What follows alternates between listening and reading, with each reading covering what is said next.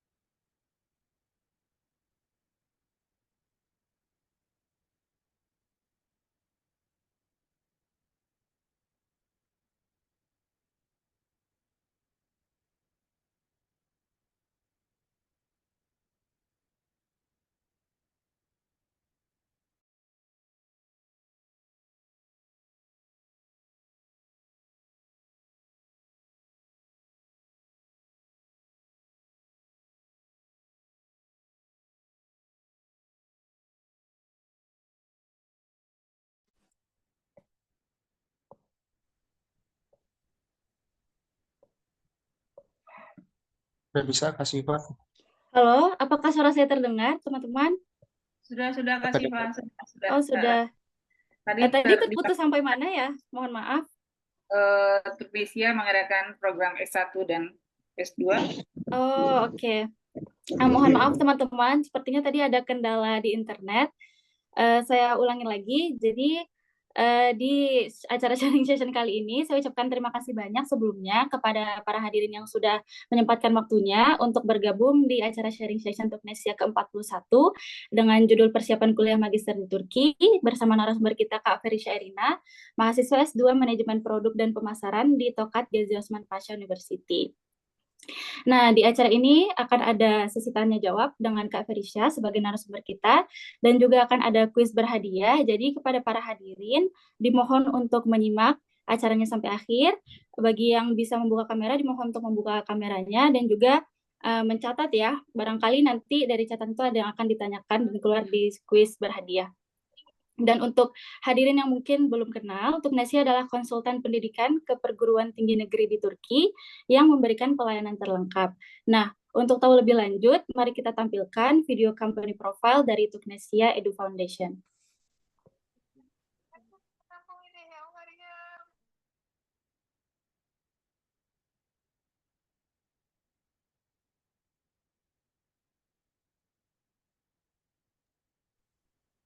maaf Kak Siva, bisa di next dulu nggak ya Kak?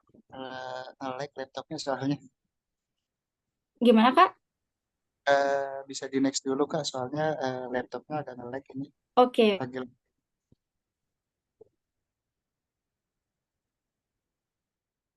Suaranya nggak ada, Kak. Kak Felisa, suaranya nggak ada. Halo, halo. Oke, Kak. Mungkin bisa kita sapa dulu ya narasumber kita yang sudah hadir bersama kita pada siang waktu Turki dan sore waktu Indonesia. Halo Kak Ferisha Erina. Halo semuanya, halo Halo. Syifa. Bagaimana kabarnya Kak? Baik, alhamdulillah. Saat Senang ini, banget hari ini. iya, hari ini gimana cuaca di Indonesia?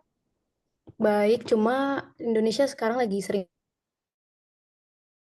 hujan. Oke, terima kasih banyak Kak udah menyempatkan waktunya pada hari ini dengan materi yang insya Allah akan sangat bermanfaat buat kita semua. Nah, untuk kesempatan untuk waktu setelahnya saya serahkan kepada Kak Ferisha. Waktu dan tempat dipersilakan.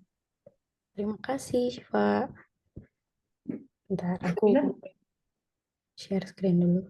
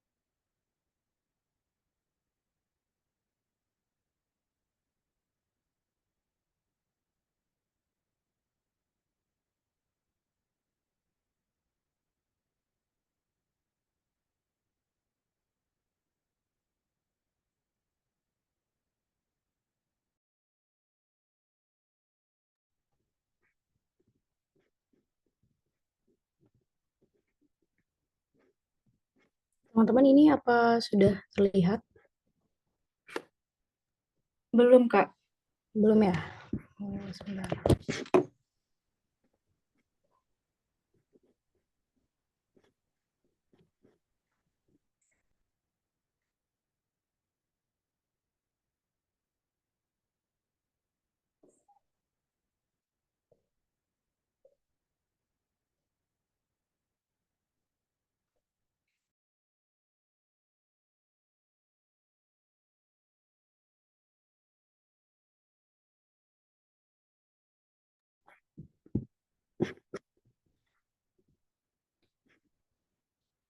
Kalau sekarang? Sudah terlihat, Kak. Iya. Ini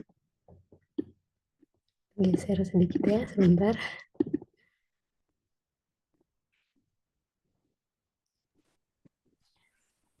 Baik semuanya, Assalamualaikum warahmatullahi wabarakatuh. Perkenalkan, nama saya Ferisha Erina Maharani. Saya mahasiswi dari Tokat Gazi Osman Pasha University, jurusan Manajemen Produk dan Pemasaran. Hari ini aku mau ngasih sedikit informasi mengenai persiapan kuliah S2 di Turki seperti apa, terkhususnya di Tokat Gazi Osman Pasha University berdasarkan pengalaman aku kemarin.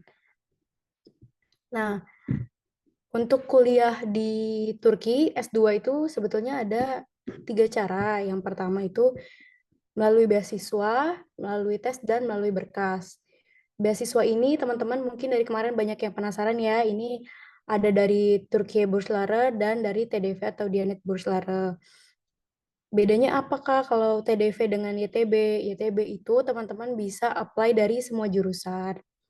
Misalnya teman-teman mau dari ekonomi, mau dari ilmu gizi, kedokteran, dan lain sebagainya bisa langsung daftar di Turkiye Burslare. Kalau misalnya yang TDV atau Diyanet Burslare ini untuk jurusan-jurusan Islami, misalnya agama Islam, jurusan sejarah Islam, dan lain sebagainya. Kemudian untuk YTB atau Turkiye Burslare ini ada tentu fully funded dari pemerintah Turki. Jadi kalau Turkiye Burslare itu full dari pemerintah Turki, sedangkan kalau TDV itu dari Kementerian Agama. Makanya jurusannya jurusan Islami, kurang lebih seperti itu. Selain itu ada beasiswa apa lagi? Itu ada beasiswa yang diberikan langsung oleh kampus. Nah, beasiswa-beasiswa ini umumnya Misalnya teman-teman untuk per semester, misalnya IPK dengan IPK lebih dari IPK sekian, nanti akan diberikan beasiswa potongan 50% atau 100%, itu nanti disesuaikan oleh kampus masing-masing. Atau ada juga di kampus saya itu ada beasiswa untuk makan. Jadi di Turki itu kan memang kita di kampus-kampus itu ada yang namanya yemekhane, itu kita kayak kantin yang disediakan oleh kampus dengan harga yang jauh lebih murah. Jadi teman-teman nanti dengan kartu mahasiswa atau kartu khusus makan itu nanti kita makan di kampus dengan range harga sekitar 15 TL sampai 50 TL atau dari 7.500 sampai 25 TL karena range-nya berbeda setiap kampus seperti itu. Jadi beasiswanya tidak hanya yang dari pemerintah Turki dan dari Kementerian Agama, tapi dari kampus-kampus juga menyediakan, kurang lebih seperti itu. Kemudian dari jalur tes, itu ada tes GRE atau Graduate Record Examination. Nah, ini umumnya untuk kampus-kampus yang dengan basicnya tuh mau teknik atau science, kurang lebih seperti itu, bisnis. Jadi teman-teman bisa melalui tes GRE. Biasanya itu tesnya itu ada dari analytics, terus kurang lebih banyak tes-tesnya yang lain. Nah, ini untuk level yang lebih tinggi, tingkat kesulitannya tinggi. Kalau tidak salah, itu biaya tesnya itu kurang lebih $200. Itu bisa diambil dari seluruh dunia, bisa dari Indonesia maupun di Turki. Jadi teman-teman bisa tes di Indonesia, kalau misalnya nilainya sudah keluar, baru mendaftarkan ke kampus di Turki. Atau misalnya mau berangkat aja dulu ke Turki, tes di sana, terus daftar, itu juga bisa. Kemudian ada cara yang ketiga, yaitu berkas melalui Turknesia. Sebelum itu, kita bahas dulu tentang beasiswa Turki Burslara dan TDV atau Diyanet Burslara ya. Untuk beasiswa Turki Burslara, saat ini sedang proses pembukaan, meskipun tanggalnya sudah tinggal 4 hari lagi penutupan, jadi teman-teman bisa screenshot. Kalau misalnya memang tertarik beasiswa Turki Burslara, bisa screenshot. Ini adalah kalendernya. Masanya sampai tanggal 20 Februari itu adalah proses pembukaan periode beasiswa, kemudian nanti ada proses evaluasi sampai bulan Mei, ada interviewnya juga, kemudian ada pengumuman hasil, kemudian proses pemberangkatan ke Turki. Nah, untuk pendaftaran Turki Burslara, teman-teman perlu datang ke lamannya, website address-nya mereka, terus teman-teman perlu membuat personal account. Setelah buat personal account, teman-teman bisa upload dokumen-dokumen yang diperlukan, misalnya kayak ijazah, transkrip, dan lain-lain yang nanti teman-teman bisa cek langsung di sana, di websitenya. Terus teman-teman juga bisa tambahkan, misalnya ada sertifikat bahasa Inggris, atau sertifikat-sertifikat kemampuan teman-teman di bidang-bidang tertentu, portofolio, dan lain sebagainya. Kemudian step yang ketiga, teman-teman juga bisa nge-list universitas dan jurusan yang teman-teman pengen, karena ITB itu bisa teman-teman daftar sampai 10 kampus. Jadi bisa 10 kampus dengan jurusan yang berbeda juga. Kemudian setelah milih mau jurusan apa dan di kampus mana, teman-teman bisa menulis yang namanya letter of intent. Teman-teman kalau misalnya belum pernah bikin, letter of intent itu umumnya berisi goals atau minat teman-teman itu nanti mau kemana. Misalnya teman-teman mau ada gambaran, oh 5 tahun ke depan saya mau seperti ini, 10 tahun ke depan saya seperti ini. Itu bisa sebagai gambaran letter of intent-nya yang di-upload di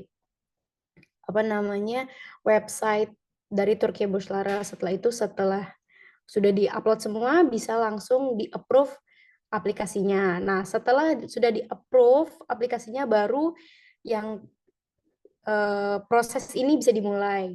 Jadi masih ada waktu, masih ada 3 hari kalau misalnya teman-teman masih mau coba atau tertarik untuk kuliah di Turki dengan jalur beasiswa Turki Burslara, bisa di screenshot dan habis seminarnya selesai bisa mulai cari-cari tahu informasi lebih lanjut melalui websitenya, bisa dari YouTube, bisa dari TikTok, atau nanti bisa juga minta tolong dari teman-teman Turknesia untuk share link Zoom meeting yang sharing session sebelumnya mengenai Turki Burslara. Selanjutnya ada beasiswa TDV atau Diyanet Burslara. Nah, bedanya kalau Dianet Burslara ini teman-teman, dia selain jurusannya umumnya Islami, dia juga besaran biaya beasiswa yang diberikan lebih kecil daripada YTB. Selain itu, untuk YTB itu dia dari jenjang S1 sampai S3, sedangkan kalau TDV itu dari SMA. SMA Imam Hatib itu sudah bisa mulai beasiswa menggunakan TDV. Di sini adalah proses aplikasinya. Nah, untuk TDV itu dia masih ada waktu 10-12 hari kurang lebih untuk teman-teman daftar sampai 28 Februari. Kemudian nanti ada masa evaluasi aplikasinya teman-teman itu sampai tanggal 20 Maret. Kemudian nanti ada interviewnya juga. Ya, mungkin nanti teman-teman bisa ngejelasin tentang letter of intent yang tadi kita udah bahas itu sampai tanggal 15 Mei. Kemudian setelah itu setelah interviewnya di evaluation sampai tanggal 31 Mei, nanti setelah tanggal 1 Juni akan ada pengumuman hasil. Jadi teman-teman kalau yang jurusannya teologi, sekolah agama, itu bisa daftar di TDV karena waktu pendaftarannya masih panjang, jadi masih ada persiapan. Jangan lupa di screenshot juga buat semuanya. Dan jangan lupa buat cek di website mereka di dianetbursara.tdv.org. Selanjutnya, untuk cara masuk melalui tes atau GRE. Nah, GRE ini karena sistemnya tes yang sudah seperti saya sampaikan sebelumnya, ini adalah 5 kampus yang sudah pasti menerima nilai GRE.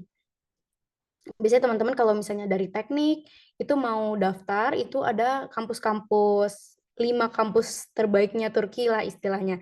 Itu ada dari Middle East, ada Yıldız Teknik, ada Koç, Boğaziçi, dan Istanbul University. Jadi teman-teman silahkan dicek juga di websitenya, di kampus-kampus tersebut, apakah ada jurusan yang teman-teman ingin daftar. Seperti itu, dan nanti bisa dicek juga selain jurusan, misalnya kebutuhannya apa aja, syarat-syaratnya apa aja, misalnya nilainya harus seperti ini, seperti itu, GRE, butuh misalnya recommendation letter, nah teman-teman bisa cek langsung di website kampusnya masing-masing. Selanjutnya untuk cara masuk ke Turki dengan berkas, sebelum kita bahas itu, aku pengen ngasih tahu sedikit informasi apa-apa aja yang harus kita siapkan sebelum kita kuliah S2 di Turki. Nah, ada 4 aspek yang harus amat sangat diperhatikan untuk persiapan kuliah S2 di Turki. Yang pertama ada akademik, kemudian ada dokumen, persiapan diri, dan finansial. Yang pertama ada persiapan akademik. Nah, persiapan akademik ini terbagi menjadi dua bagian. Yang pertama dari jurusan dan topik studi. Kenapa aku bilang jurusan? Karena teman-teman kan dari S1 mau ke S2. Nah, ini nanti teman-teman harus pikir-pikir lagi juga, apakah teman-teman ini nanti mau linear atau enggak. Misalnya dari S1-nya dari ilmu komunikasi, apakah S2-nya mau ilmu komunikasi lagi, atau misalnya mengkerucut ke marketing, atau misalnya mau ke HR atau kemana, dan lain sebagainya. Jadi teman-teman harus pikir-pikir itu sesuai kebutuhannya teman-teman. Apakah misalnya teman-teman itu nanti S2 ini buat apa sih? Apakah pengen jadi dosen, makanya harus linear, atau misalnya saya mau jadi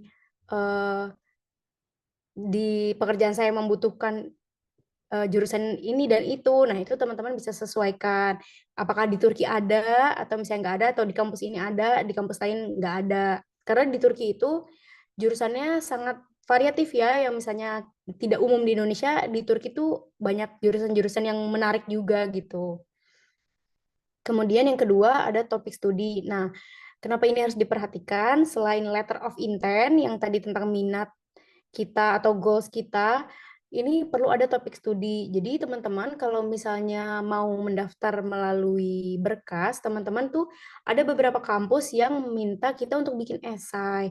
Esainya itu umumnya kita membahas tentang nanti kalau kita tes itu kita mau ngangkat apa, topik apa gitu. Misalnya Dari awal saya mau ambil tentang Markom gitu. Nanti kita bikin esainya tentang Markom seperti ini. Nanti apakah kampus itu merasa, oh topiknya menarik nih gitu. Kalau dibuat semenarik mungkin nih esai kita. Jadi kalau misalnya kampus lihat nanti nge-review, oh sesuai nih sama jurusan kita gitu. Itu juga perlu diperhatikan kalau menurut aku mau teman-teman daftar dari beasiswa atau dari GRE tes atau maupun pakai berkas, dari sekarang udah mulai bikin esai aja, belajar-belajar bikin esai. Jadi nanti kalau misalnya memang dibutuhkan udah tahu kiranya mau ambil apa nih topiknya, kayak gitu. Terus juga untuk topik studi ini, dia misalnya kita dari awal nih, kayak aku waktu itu ya, aku waktu itu pas pertama kali udah masuk ke kampus, aku pertama kali bimbingan sama dosen wali, kebetulan di Tokat itu, di Gazi Osman Pasha University, di kampus aku, itu dia dosen wali dan dosen pembimbingnya sudah ditentukan dari hari pertama aku mendaftar, sudah keterima maksudnya pas ngisi-ngisi gitulah istilahnya. Nah di situ saat ketemu dengan dosennya, langsung aku ditanyain, kamu mau ambil tesis apa? Aku waktu itu bilangnya aku mau marketing. Spesifikasinya ke periklanan, tapi dosen aku bilang, oh ya udah nggak apa-apa. Nanti kalau misalnya sambil jalan kamu ada menemukan sesuatu yang menarik untuk kamu bahas, tetap bisa ganti. Jadi ini untuk pandangan aja di awal, seperti itu. Selanjutnya untuk persiapan diri, nah ada kita bagi 4 nih persiapan diri. Dari kultur, makanan, cuaca, dan cara belajar. Kenapa sih ini harus dipersiapin? Jadi kayaknya kok gampang lah di ke luar negeri gitu ya. Misalnya teman-teman udah sering ke luar negeri jalan-jalan gitu. Oke kok aku bisa bisa adaptasi gitu. Tapi ternyata teman-teman kalau tinggal di luar negeri dalam jangka waktu yang panjang itu berbeda banget kalau kita bandingkan dengan liburan yang misalnya paling lama 2 bulan gitu. Itu tuh beda banget ternyata. Mungkin Kak Syifa juga relate ya. Ternyata tinggal di luar negeri itu tidak semudah yang dipikirkan.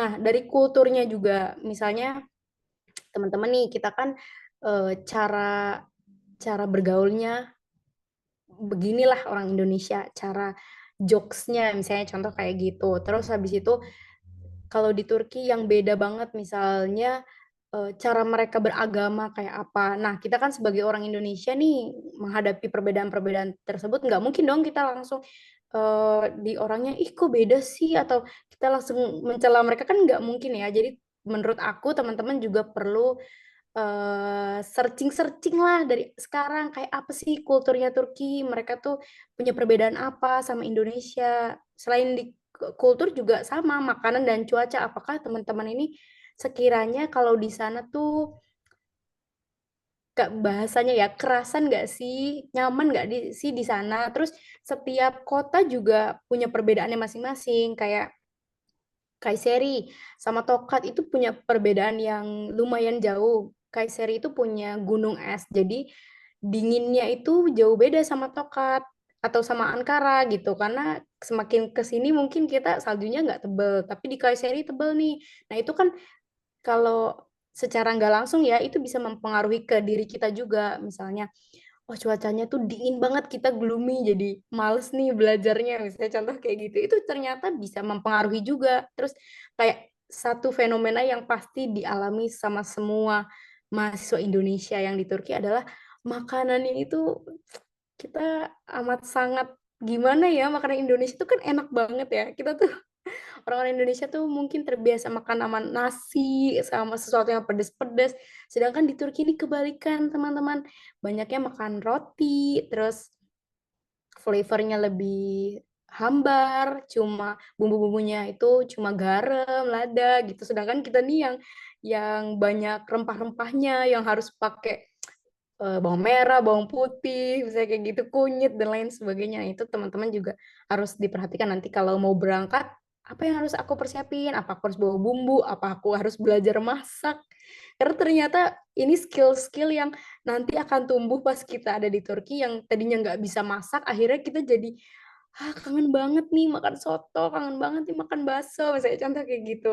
di musim dingin kayak gini pengen makan seblak buat cewek-cewek. Gimana caranya kita puter otak biar kita bisa makan itu dengan kita masak.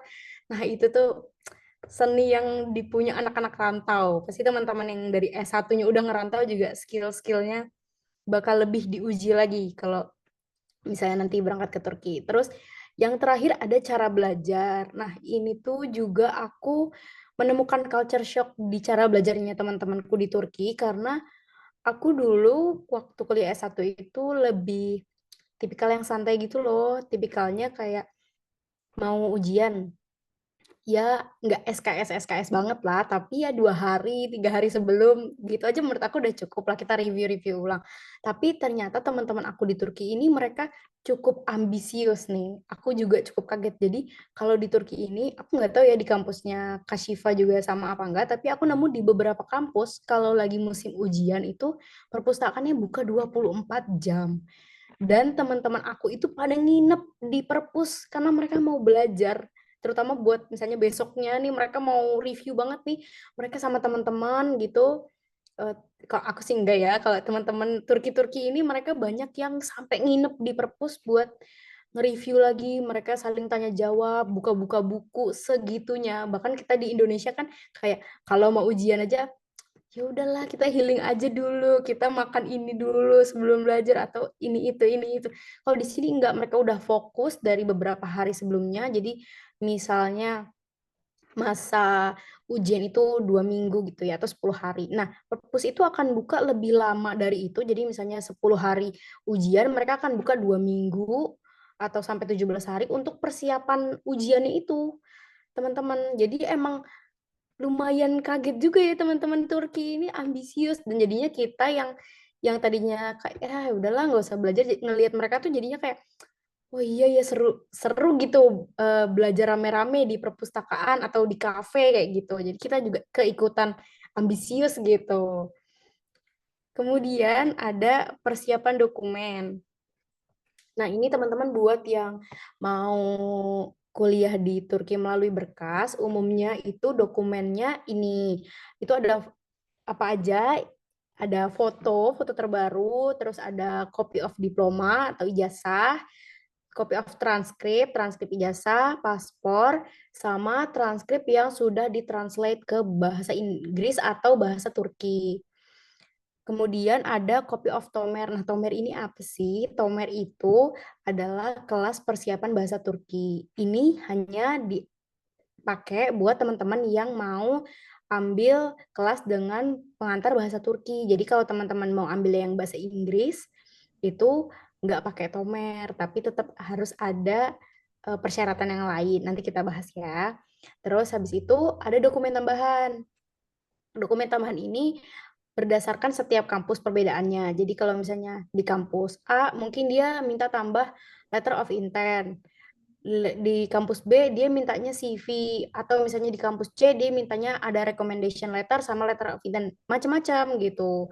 Jadi nanti teman-teman bisa coba buat kayak tadi aku bilang, coba bikin letter of intent, bisa coba mulai cari recommendation letter karena ada kampus yang dia minta sampai 2 recommendation letter. Jadi teman-teman bisa minta sama dosen pembimbing kemarin misalnya pas skripsi atau dosen penguji itu coba mulai dikumpulkan dokumennya untuk persiapan nanti berkas-berkas yang harus di-submit ke kampus gitu.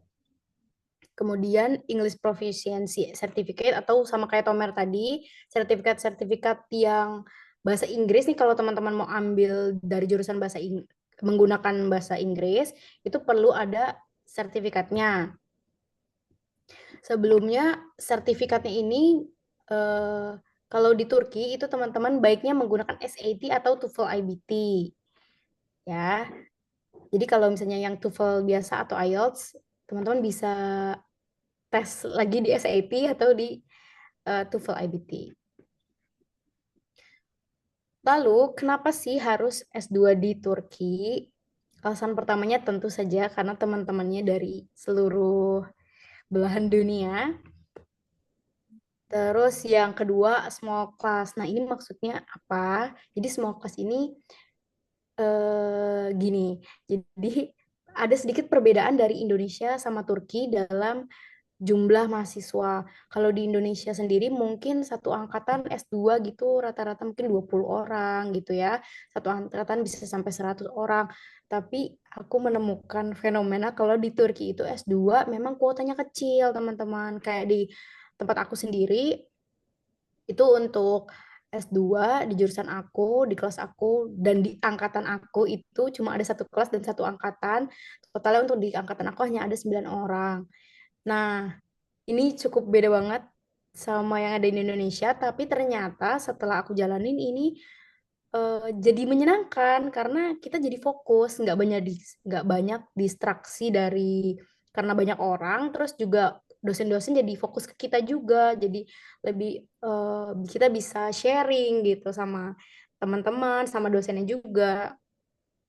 Selanjutnya dosen yang ramah dan berpengalaman. Nah, kenapa aku tulis dosen yang ramah dan berpengalaman? Karena waktu aku mulai S2 itu kemampuan bahasa Turki aku ternyata belum sehebat teman-temanku yang lain. Terus aku coba ngobrol sama dosennya. Kalau aku nih ada kayak gini nih, aku ada masalah seperti ini, solusinya gimana ya?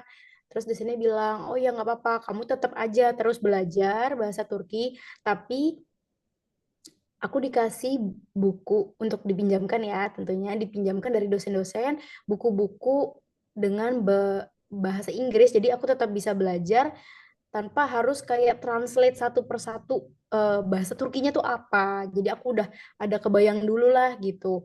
Mereka kasih aku buku pengantar bahasa dengan pengantar bahasa Inggris, mereka kasih aku link yang bisa aku akses dari perpustakaan, mereka juga kasih aku misalnya dosennya kurang bisa bahasa Inggris misalnya. Mereka kasih aku buku yang pakai bahasa Turki tapi udah spesifik. Jadi nih Verisa, ini buku yang akan kita pakai buat semester ini. Kamu bisa pelajari dari sini gitu. Jadi mereka tuh baik banget, nggak ada yang mencela aku misalnya gimana sih kamu ini. Aku nggak pernah dimarahin sama mereka sama sekali. Jadi sangat menyenangkan gitu vibes-nya S2 menurutku di sini. Terus juga dosennya berbahasa Inggris meskipun menggunakan pengantar Turki. Itu nyambung yang tadi aku bilang, meskipun mereka di pelajaran itu bahasa Turki, tapi mereka tetap mau ngomong sama aku pakai bahasa Inggris, ngejelasin ulang. Jadi aku bisa tanya setelah kelasnya selesai kayak, Hojam ini tadi gimana ya? Atau Pak ini tadi gimana ya? Saya bisa nggak diulangin karena saya kurang paham. Nanti mereka akan jelasin kamu kurang pahamnya di bagian apa. Ini kamu bisa baca dari sini. Ini link kamu, link dari perpustakaan kamu bisa cek atau dari literatur-literatur, dari jurnal-jurnal itu nanti aku kemarin sih dikasih ya. Jadi teman-teman jangan takut, datang aja ke dosennya. Minta aja, semakin kita dekat sama dosennya dia pasti ngerti kalau misalnya kita itu ini bukan bahasa ibu kita, jadi kita masih berusaha karena kita masih mau berusaha, mereka mau bantu kita kayak gitu. Terus selama proses belajar mengajar, mahasiswa diberikan ruang untuk berpendapat. Nah, agak berbeda sama S1 aku kemarin yang cukup pasif karena kita mendengarkan dosen ngomong. Untuk S2 ini banyak banget perbedaannya. Selain juga presentasi, tentu harus ada presentasi, kita juga diberikan wadah dan kesempatan untuk kita mendebat baik itu teman kita sendiri maupun dosennya. Ini juga jadi culture shock aku karena kalau di Indonesia kan mohon maaf ya kadang-kadang ada dosen-dosen yang merasa mungkin dia lebih tinggi dari mahasiswa atau ada hierarki-hierarki tertentu gitu. Nah, tapi kalau di Turki kita bisa mendebat dosen dengan teori yang kita punya, misalnya contoh kayak gitu kan ada satu topik misalnya tentang marketing. Karena jurusan saya marketing ya, mohon maaf ya, tadi contohnya marketing. Misalnya topik marketing di perusahaan A gitu. Nah, menurut dosennya ini tuh udah tidak works ya di tahun 2025 karena kita udah nggak pakai ini metode ini. Nah, tapi menurut misalnya aku, Bu, tapi menurut buku ini, teori ini, nggak ada yang namanya teori itu mati. Misalnya contoh kayak gitu ya. Nah, kita tuh boleh ngomong kayak gitu ke dosennya tanpa dosennya merasa kayak so tahu nih anak atau apa merendahkan atau nggak ada sama sekali. Jadi kita bisa ngomong aja langsung ke dosennya kenapa di buku ini beda ya Bu, kenapa menurut teori ini kayak gini ya Bu, nggak sesuai. Nanti dosennya akan jelasin Yang penting teman-teman menggunakan bahasa yang baik, cara yang baik. Juga jangan yang kayak marah-marah kelihatannya, terus nadanya tinggi. Ya nggak perlu sampai kayak gitu juga, tapi seenggaknya tuh kita nggak akan dipatahkan istilahnya kayak, ya pokoknya kayak gitu. Nggak ada namanya jawaban seperti itu. Jadi dosen akan memberikan pandangannya beliau tentang teori dari yang sudah beliau dapatkan dan dengan tidak mematahkan teori dan pendapat kita. Jadi biasanya kita akan digabungkan seperti itu. Kemudian proses belajar tidak hanya presentasi tapi komunikasi dua arah. Kayak yang tadi aku bilang, selain presentasi biasanya kita juga kayak grup discussion gitu. Kalau misalnya memang nggak ada presentasi, biasanya dosennya ngasih satu topik aja untuk kita bahas. Minggu ini topiknya ini ya, kita bakal bahas ini. Coba kamu, menurut kamu. Jadi karena kita juga tadi kelasnya isinya cuma sedikit, jadi kita bakal tanya nih satu persatu, kalau menurut kamu gimana? Menurut kamu gimana? Saya Kak Syifa, menurut kamu gimana? Menurut Verisa gimana pandanganmu? Karena misalnya kalau dari saya nggak relate Bu karena di Indonesia kayak gini. Terus nanti Syifa misalnya dari Malaysia misalnya nonton, ya Bu kalau di Malaysia masih relate sih kayak gini-gini gitu. Terus nanti dari yang Turki, ya di sini masih oke kok cara marketing kayak gini gitu. Kalau ternyata cuma di Indonesia aja. Jadi kita tetap bisa ngasih pendapat dan dosen-dosen juga dapat insight baru kan dari kita karena dari internasional itu teman-temannya banyak sudut pandang dari negara-negara yang lain gitu. Kemudian biaya biaya kuliah di beberapa universitas cenderung lebih murah dibandingkan di Indonesia. Sebelum kita bahas biaya, ini ada 2 pertanyaan yang sering banget aku dapetin dari teman-teman aku. Yang pertama, kuliah pengantarnya harus bahasa Turki atau bisa bahasa Inggris. Nah, di Turki sendiri ada 3 bahasa, teman-teman. Bukan 3 bahasa sih, ada 3 pengantar ya. Bahasanya bisa bahasa Turki, bisa bahasa Inggris, baik itu separuh atau seluruh. Sama juga bahasa Arab, tapi umumnya bahasa Arab ini untuk jurusan-jurusan agama Islam. Nah, availability-nya bisa teman-teman cek di kampus masing-masing. Jadi nggak bisa kita tentuin juga karena biasanya misalnya di Tokat itu ada jurusan apa aja, misalnya di Ankara ada jurusan apa aja, mana kampus-kampus yang menggunakan bahasa Inggris, mana kampus yang menggunakan bahasa Arab, mana kampus yang menggunakan bahasa Inggris separuh, dan seluruh seperti itu. Kemudian apakah perlu tesis? Nah ini juga banyak yang bertanya. Untuk tesis jawabannya tidak karena ada beberapa ada kampus yang dia ada pilihan non tesisnya. Juga perlu dicek mana kampus yang buka tesis dan non tesis. Setahu aku ada Anadolu. Jadi kalau teman-teman ada yang mau kuliah S2 tanpa tesis, itu bisa cek juga. Atau teman-teman kalau ini pakai berkas, nanti bisa minta tolong sama admin Turknesia mungkin kayak, Min, aku pengen jurusan ini nih, pengen jurusan matematika misalnya, pendidikan matematika, tapi aku nggak mau pakai tesis. Adanya di kampus mana ya gitu. Nanti teman-teman tim Turknesia tolong dibantu ya teman-teman gitu. Terus juga perlu teman-teman ketahui kalau misalnya nggak ada tesis itu apakah jadi lebih mudah? Jawabannya juga enggak. Karena kalau tidak ada tesis pasti sistem belajarnya juga berubah, nggak kayak yang aku reguler. Kalau aku masih mirip-mirip kayak di Indonesia kita S1, masih kuliah pada umumnya, tapi karena aku tetap pakai tesis gitu, jadi masih sama. Nah, aku belum punya temen yang non tesis atau without tesis, jadi aku belum ada referensi soal itu. Tapi teman-teman bisa coba cari-cari informasinya nanti dari admin atau dari media sosial yang lain, YouTube, TikTok dan lain sebagainya. Selanjutnya, ini tadi kita bahas tentang bahasa ya, yang pakai bahasa Inggris. Tadi aku juga udah bahas kalau misalnya di Turki itu teman-teman mau pakai full bahasa Inggris, teman-teman harus melampirkan sertifikat. Nah, umumnya teman-teman bukan selain umumnya, kalau misalnya pakai SAT itu probability-nya lebih besar. Kampus-kampus itu lebih menerima yang pakai bahasa Inggris ya, lebih menerima sertifikat SAT gitu. Nah, berapa sih range-nya itu setiap kampus pasti beda-beda. Mungkin normalnya 1.200, 1.300 gitu range-nya kurang lebih. Berbeda-beda setiap jurusannya juga. Misalnya kalau psikologi berapa, sosiologi berapa, dan lain-lain itu. Nanti silahkan searching-searching juga. Kemudian GRE tadi kita udah bahas sedikit, dan Tomer. Tomer ini kelas persiapan bahasa Turki yang harus teman-teman ambil sebelum teman-teman kuliah bahasa Turki. Jadi biasanya Tomer itu ada 5 level dari A1 sampai C1, itu beda-beda setiap jurusan dan setiap kampus, mohon maaf. Jadi kalau kamu misalnya di Tokat itu butuhnya C1. Nah, di RJS C1, mungkin di Kahramanmaras ada berapa, di Ankara ada berapa, Sparta dan lain sebagainya.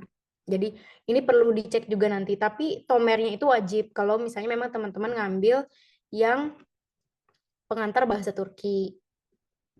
Seperti itu. Nah, ini ada list-list kampus kalau teman-teman mau ambil yang S2 menggunakan berkas yang pakai bahasa Turki ya umumnya. Kalau pakai bahasa Inggris nanti perlu dicek lagi.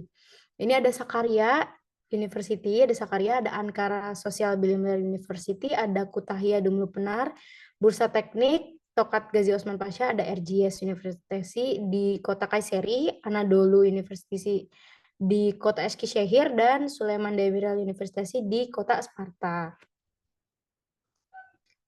Selanjutnya ada persiapan finansial. Nah, di sini aku bakal kasih perbandingan dari 4 kampus ya, teman-teman. Yang pertama ada kampusku dulu di Gazi Osman Pasha ini. Buat S2 itu dia rata harganya 10.000 TL. 10.000 TL itu berapa sih kalau di Indonesia sekarang? Nah, karena kurs hari ini itu mungkin sekitar 450 sampai 460 rupiah. Boleh nggak sih kita buletin aja ke 500, jadi lebih gampang ya perhitungannya teman-teman. Jadi kalau 10.000 TL artinya 5 juta rupiah itu per semester gitu. Ini yang 12.500 adalah untuk PhD ya atau S3. Sini ada 4 fakultas di kampus aku. Kemudian untuk di kampus RGS di kota Kayseri itu per semester itu 10.500 atau 5 jutaan lah ya. Sebenarnya nggak nyampean lah karena kan kursnya 450 kurang lebih 4 juta seperti itu. Terus untuk di kota Sparta di Süleyman Demirel University itu 13.000, lebih mahal daripada yang lain tapi menurut aku masih terjangkau karena aku udah tanya-tanya sama teman aku yang dia angkatan aku waktu itu lulusnya 2020 juga, itu dia undip aja udah sekitar 12 jutaan lah. Sedangkan yang di Süleyman Demirel di Sparta ini 13.000 atau sekitar 6 juta rupiah. Kemudian terakhir yang Sakarya. Nah, Sakarya ini ternyata murah banget, teman-teman. Dia per semesternya cuma 7.500 atau 3 juta rupiah. Jadi teman-teman bisa coba daftar Sakarya karena murah, sangat terjangkau. Seperti itu. Kalau ada yang mau screenshot, silahkan screenshot. Lanjut, banyak juga yang nanya, berapa sih living cost di sana? Nah, aku sebelum kita bahas tentang living costku, teman-teman, ini pasti berbeda setiap orang ya. Rumah, teman-teman pengen rumah yang kayak apa yang mewah banget, pasti harganya jauh lebih mahal. Penggunaan gas, listrik, itu juga teman-teman seboros apa, itu pasti juga beda-beda tagihannya. Terus habis itu, musim itu juga pengaruh. Misalnya musim dingin, nggak mungkin kita pakai gasnya diirit-irit, kita bisa mati kedinginan kalau nggak pakai gas gitu. Gas juga nyangkut sama listrik. Terus juga gas, kita nggak mungkin nggak masak kan teman-teman, kita juga perlu mandi air panas karena nggak mungkin kita pakai air dingin, terus wifi di rumah, air, listrik itu kurang lebih untuk aku dan teman-teman di Tokat itu kurang lebih harganya 4.450 TL atau 2 juta rupiah itu untuk rumah. Nah, ini harganya kelihatannya kok murah sih kalau di luar negeri. Nah, ini karena kita bagi 3 teman-teman, jadi harganya sudah kami bagi untuk 3 orang. Makanya teman-teman kalau mau berangkat ke Turki nanti dalam satu rumah mungkin dibagi beberapa orang biar lebih murah lagi. bisa lebih kita press lagi. Terus juga kalau misalnya di musim-musim tertentu, misalnya musim panas, gasnya bisa lebih murah lagi karena nggak pakai pemanas, nggak butuh air panas juga buat mandi, misalnya kayak gitu. Jadi yang utama ada biaya rumah paling wifi sama air aja. Untuk listrik sama gas bisa sangat ngepres gitu. Kemudian untuk pribadi, ini juga aku karena tipikal yang lumayan boros karena sering jajan di luar, ngopi dan lain-lain. Jadi teman-teman kalau misalnya ngerasa ini kemahalan, ini karena memang akunya juga sering keluar rumah gitu untuk main, untuk makan di luar dan ngafe, ngopi gitu ya. Nah, untuk belanja itu aku kasih anggaran atau aku alokasikan dari 2.000 tele. Biasanya kita belanja apa aja? Nah, karena aku orang Indonesia dan susah beradaptasi dengan makan makanan Turki, jadi otomatis aku harus masak di rumah. Ini ya beras, terus kayak misalnya telur, ayam, sayur-sayuran, buah-buahan, daging, misalnya pengen makan daging gitu, ikan dan lain-lain. Pokoknya apa aja lagi aku pengen belanja, aku pengen masak makanan Indonesia, mau bikin bubur, mau bikin soto, mau bikin sate sama teman-teman. Nah, aku pakai uang dari uang bulanan aku belanja-belanja ini. Terus uang transportasi harganya 300 TL atau 150.000. Ini transportasi itu maksudnya bis ya, maksudnya kita kalau misalnya mau bis atau tram di kota-kota tertentu kan ada tram juga, ada metro gitu. Nah, ini harganya 300 TL. Beda-beda sih teman-teman karena di Tokat itu kan kotanya kecil ya. Jadi cuma ada bis dan itu kita pakai sistem langganan gitu. Per bulannya misalnya 300 TL itu dapat berapa tab gitu biasanya. Bisa jadi di kota-kota lain itu harganya lebih murah. Jadi ini gambaran di Tokat aja. Kayak gitu. Terus yang ketiga ada kuota 200 tele. Ini karena aku pakai wifi di rumah. Bisa lebih irit juga kalau misalnya memang aku nggak keluar-keluar gitu. Terus ada makan di luar. Ini 400 tele. Terus kafe karena sering ngopi, sering bikin tesis di luar, mau nongkrong sama teman-teman, mau bikin tesis, mau makan kue, bisa contoh kayak gitu. Ini biaya yang aku keluarkan kurang lebihnya kayak gitu. Sama yang terakhir ada biaya tidak terduga. Ini kurang lebih 1.800 tele.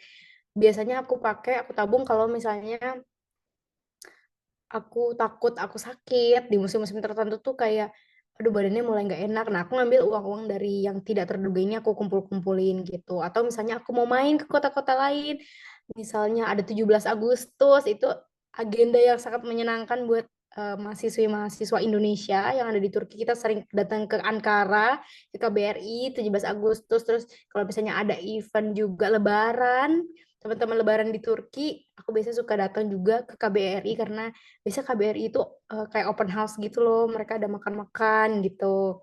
Itu kan ada biaya dari Tokat ke Ankaranya. Atau misalnya teman-teman mau datang ke Kayseri karena mau main ski, karena aku juga lumayan banyak teman-teman di Kayseri itu. Jadi dari Tokat ke Kayseri gitu setiap misalnya berapa bulan sekali aku udah nabung biar aku bisa main ski di Kayseri kayak gitu. Bisa ketemu teman-teman Kayseri dan lain sebagainya itu aku ambil dari biaya tidak terduga. Jadi kurang lebihnya 5.100 TL atau 2.290.000 rupiah.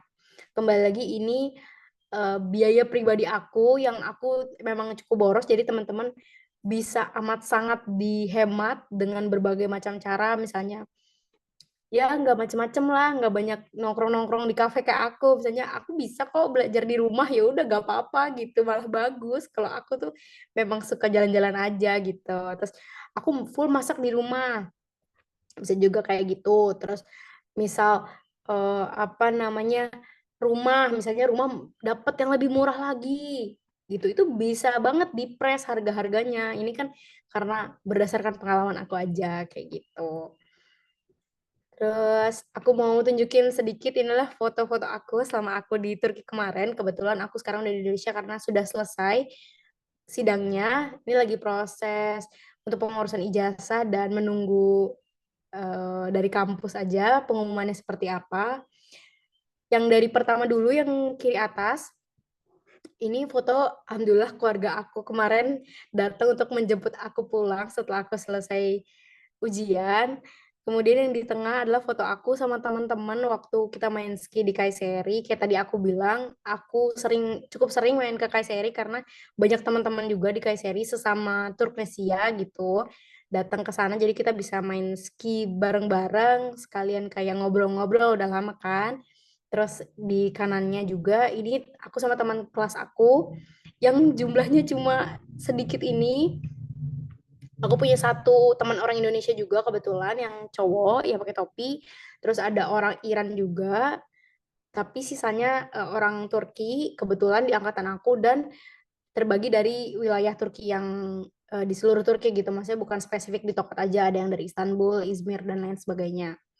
Kemudian turun ke bawahnya yang ini itu aku juga pas lagi bikin konten sama teman-temanku yang ahli-ahli main ski dan snowboard karena ternyata banyak banget orang-orang Indonesia yang jago main snowboard, jago main ski gitu yang mungkin teman-teman kayak nggak mungkin nggak sih kita tuh orang Indonesia nggak ada saljunya gitu paling cuma ke Trans Snow World doang gitu tapi ternyata banyak banget orang Indonesia tuh yang jago main ski dan snowboard jadi teman-teman kalau kuliah di Turki nanti atau yang ternyata kuliahnya di RGS di Kota Kayseri teman-teman bisa coba nih olahraga-olahraga baru yang mungkin kemarin nggak ada di pikiran kita bisa dicoba gitu.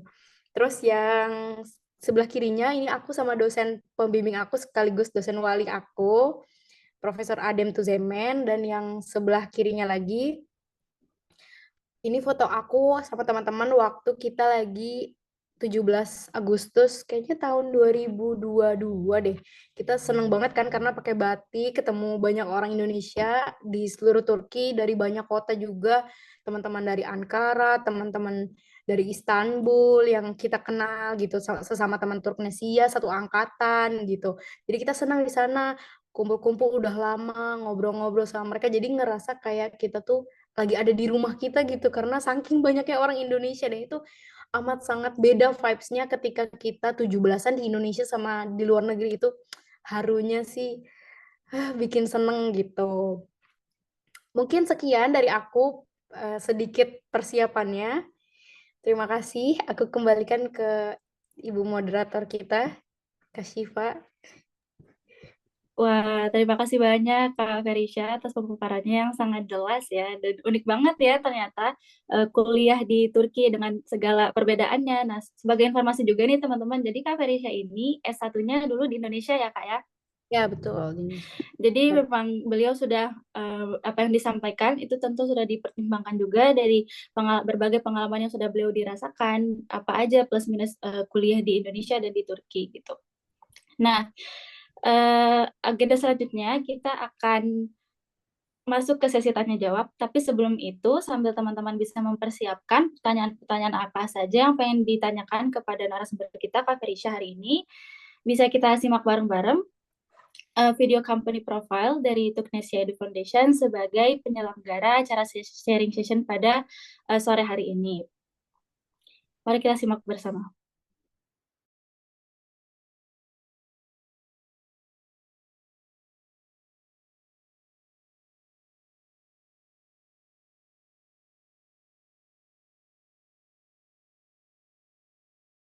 Lebih baik. Tapi sebelum itu, aku butuh pendidikan terbaik yang bisa aku capai. Bagaimana kalau kuliah ke Turki? Pertama-tama, aku butuh partner untuk mendukungku di sana. Supaya aku bisa belajar dengan aman, mandiri, dan nyaman.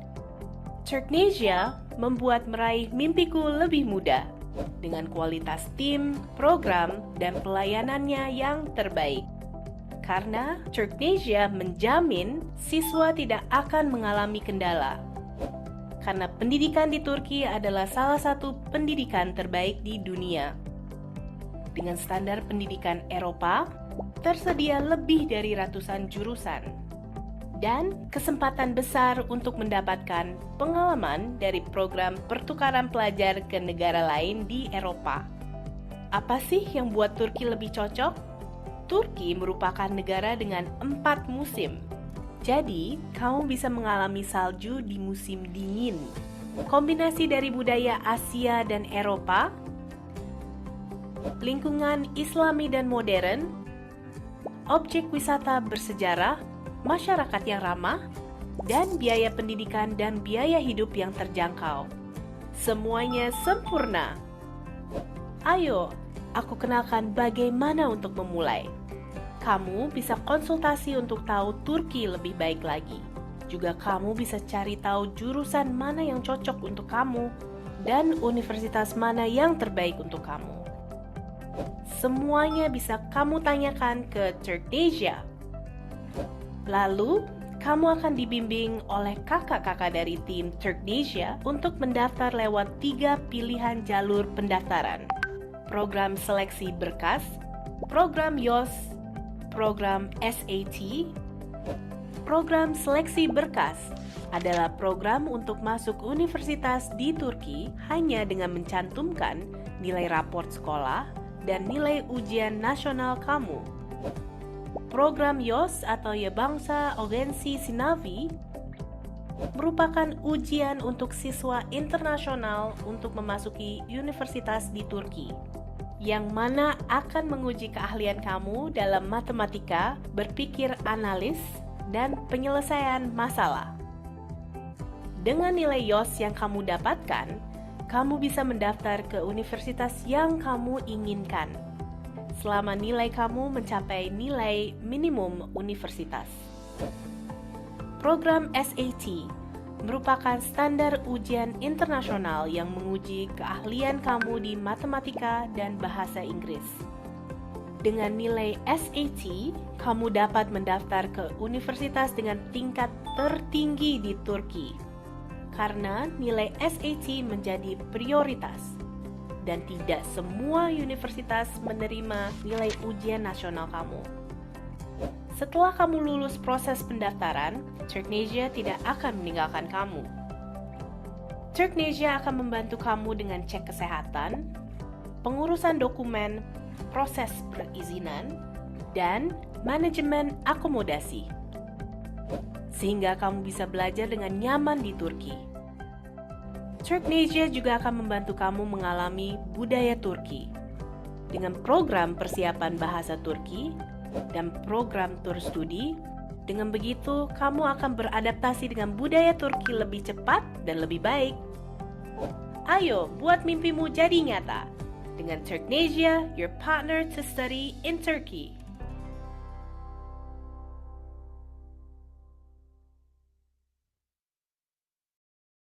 Baik, barusan kita telah melihat company profile dari Turknesia Edu Foundation. Sekedar informasi, video yang tadi sama-sama kita saksikan itu mencakup untuk program S1 juga ya teman-teman, makanya dicantumkan ada SIT dan YOS dan sebagainya. Dan bagi teman-teman yang memiliki pertanyaan lebih lanjut terkait kuliah di Turki atau ingin berkonsultasi terkait proses-proses dan tahapan-tahapannya, bisa menghubungi admin kami di Instagram Turknesia @turknesia. Oke, kita lanjut ke agenda selanjutnya. Bagi teman-teman yang memiliki pertanyaan atas materi yang tadi sudah disampaikan oleh narasumber kita, Kak Ferisha, boleh raise hand dan sambil open cam dan memperkenalkan dirinya juga. Ini sudah ada yang raise hand. Boleh open cam dan memperkenalkan dirinya, Kak. Oke, baik. Selamat sore waktu Indonesia. Nama saya Afif dari Kota Semarang. Saya lulus dari Administrasi Bisnis Universitas Diponegoro dan ada rencana untuk melanjutkan pendidikan S2 di Turki seperti itu. Nah, ada beberapa pertanyaan, ada dua sebenarnya Kak yang ingin saya tanyakan. Pertama itu kesempatan untuk apa namanya ya, part time atau mencari tambahan uang seperti itu selama kuliah S2, kesempatannya bagaimana ya Kak di Turki ini, dan terutama untuk sebagai pelajar asing atau pelajar Indonesia seperti itu, kan maksudnya jika bisa tinggal di sana dan independen secara keuangan seperti itu, tidak tergantung kepada orang tua, kan akan sangat bagus seperti itu. Kemudian yang kedua, untuk Tomer. Jadi tadi saya lupa kakaknya ambil yang English class atau Turkish class ya. Tapi saya kan baca juga bahwa ada English class seperti itu. Tapi tetap bagaimanapun tinggal di Turki perlu untuk bisa bahasa Turki. Jadi saya terpikir jika semisal mengambil English class dan kemudian mengambil Tomer seperti itu tuh bagaimana ya itunya timelinenya? Biasanya kan Tomer diambil 1 tahun ya, 1 tahun full. Nah, jika misalnya case-nya saya mengambil English class, kemudian juga ingin mengambil Tomer itu bagaimana biasanya ya, Kak? Terima kasih. Baik, terima kasih banyak Kak Afif dari Semarang atas pertanyaannya. Boleh langsung dijawab oleh Kak Ferisha. Mungkin dari pertanyaan pertama dulu ya Kak ya. Apakah ada kesempatan part-time dan mencari uang tambahan sebagai mahasiswa S2 di Turki? Ya, terima kasih ya, Afif. Kebetulan aku juga dari Semarang berangkatnya. Aku juga orang Semarang. Ya, nah untuk part-time atau tambahan uang ya, itu sebenarnya jenisnya banyak banget. Mahasiswa Indonesia ataupun dari seluruh dunia itu punya kesempatan untuk part-time, dipersilakan untuk part-time, cuma ada batasan-batasan jamnya. Untuk itu saya perlu cari informasi terlebih dahulu. Lanjutannya nanti mungkin adminnya akan kasih informasi ya, tapi bisa. Jadi kalau misalnya istilahnya mau jadi server di restoran atau cuci piring itu bisa untuk diambil. Selain itu di tempat-tempat misalnya selain di restoran, di toko baju, di tempat-tempat seperti itu bisa, boleh diambil. Dan misalnya kalau kamu punya skill-skill tertentu, salah satu contohnya ya, teman-teman yang di Kayseri itu mereka jago main ski. Nah, ketika mereka dari tamu-tamu dari Indonesia kan banyak ya yang datang ke Turki. Nah, membutuhkan guide, membutuhkan coach untuk berlatih ski, itu bisa diambil. Jadi, kamu tetap jadi istilahnya nggak cuma kayak part-time cuci piring atau bukan cuma sih, maksudnya itu ada, tapi kalau dengan skill lain tentu tour guiding bisa, nggak cuma di Istanbul, bisa ke Kapadokia kan, bisa main-main ke sana juga, karena banyak teman aku juga yang kayak gitu, terus bisa ski ataupun snowboard, jadi banyak banget yang bisa kamu pelajari di sana dan bisa jadi uang juga gitu. Selama memang kamu bisa ngambil kesempatan itu. Selain itu juga yang paling banyak itu teman-teman Indonesia adalah jualan makanan Indonesia itu banyak. Itu. Terus jualan-jualan jasa yang lainnya yang sekiranya memang di Turki itu nggak umum, misalnya cuci sepatu, yang seperti itu, kurang lebih itu bisa kamu manfaatkan lah keahlian-keahlian itu. Kurang lebih kayak gitu. Terus untuk pertanyaan kedua, Tomer ya, kalau mau ambil dengan pengantar bahasa Inggris tapi tetap butuh bahasa Turki, betul. Secara basic aja. Nah, kamu juga tetap bisa ambil Tomer untuk basic aja, nggak harus sampai C1. Misalnya kamu cuma butuh A1 sama A2, itu bisa juga gitu. Dari kampus kamu boleh gitu. Meskipun kamu dari pengantar bahasa Inggris. Jadi seperti itu tetap bisa untuk kamu hidup juga. Terus untuk bisa bahasa Turki, sebaiknya kamu banyakin teman-teman orang lokal, jadi kamu bisa lebih cepat belajar bahasa Turkinya. Seandainya memang kamu nggak mau belajar bahasa Turki menggunakan Tomer yang berbayar kan, jadi misalnya kamu cuma ambil yang A1, A2 yang basic, tapi kamu praktekin langsung ke teman-teman kamu yang orang Turki, jadi kamu bisa dapat belajar gratis gitu. Mungkin itu, ada lagi pertanyaannya? Oh iya, kurang lebih menjawab. Tadi saya lihat ada beberapa di komen kesempatan juga untuk mengajar bahasa Inggris seperti itu cukup terbuka ya kayak untuk apa namanya ya banjir seperti itu ya Kak. Betul, betul. Banyak sekali yang bisa dicoba dan banyak juga kesempatan kalau misalnya memang tawaran-tawarannya ada, bisa kamu coba juga. Jadi memang nggak ada batasan-batasannya. Tapi karena kita statusnya pelajar, tentu untuk part-time itu ada maksimal waktunya, maksudnya berapa jam itu per hari atau per minggu itu yang harus diperhatikan, seperti itu. Oke, Pak. Baik. Dari saya mungkin itu dahulu. Akan saya serahkan untuk yang lain siapa tahu ada yang mau bertanya. Terima kasih banyak Kak. Terima kasih. Oke, terima kasih banyak Kak Afif. Saya juga izin menambahkan, kebetulan saya juga sedang part-time jadi guru private bahasa Inggris di salah satu anaknya orang Turki. Nah, kebetulan untuk di kota saya sendiri, kota Ankara itu cukup terbuka buat ya banje atau orang asing. Tadi katanya udah belajar bahasa Turki ya, berarti karena udah tahu istilah ya banje gitu. Jadi ada beberapa memang sekolah yang kemarin sempat di-share informasi untuk mencari guru pengganti di hari Senin dan Kamis saja. Nah, kebanyakan sih kayak gitu ya. Nanti akan ada info-info terkait sekolah-sekolah yang memang mencari guru bahasa Inggris gitu. Dan biasanya memang dicari dari mahasiswa asing gitu. Karena memang capability untuk berbicara bahasa Inggrisnya lebih tinggi daripada orang lokal itu sendiri. Atau ketika sedang summer break, lagi istirahat gitu kan, semua sekolah lagi tutup, kebanyakan mahasiswa akan mencari pekerjaan di sana. Ada yang mungkin lebih suka kerja yang aktivitas berat, ada yang terjun ke kebun gitu, bantu-bantu orang Turki nyabut-nyabutin zaitun kayak gitu. Terus ada juga yang memang menjadi guru private bahasa Inggris di berbagai kota yang memang mencari guru private gitu. Mungkin itu sih Kak Afif tambahan dari Syifa. Tanya sedikit Kak, menanggapi sedikit.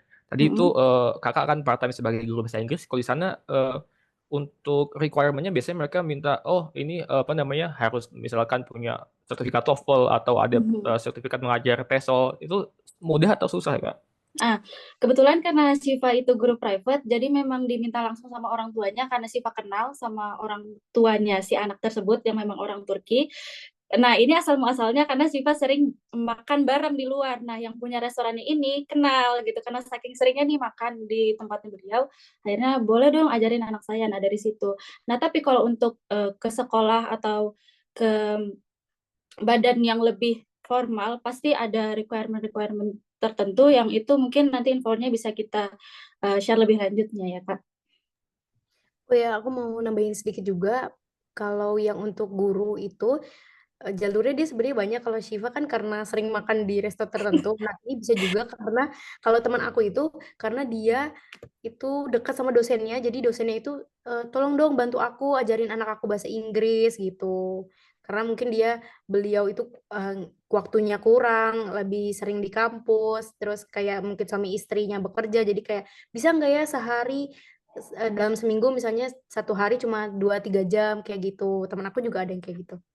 Berarti ini ya Kak, berarti sama-sama stepnya itu yang pertama adalah memperluas jejaring kita ya Kak, banyak Betul. berkomunikasi dengan orang lokal itu sendiri yang akhirnya mungkin nanti peluang-peluang untuk akhirnya kita bisa part time itu akan terbuka dan datang dengan sendirinya gitu. Iya betul, seperti aku tadi bilang, kalau misalnya kita ngedeketin ke dosen itu nggak mungkin rugi lah istilahnya, tapi nggak perlu yang sampai ngejilat juga ya teman-teman.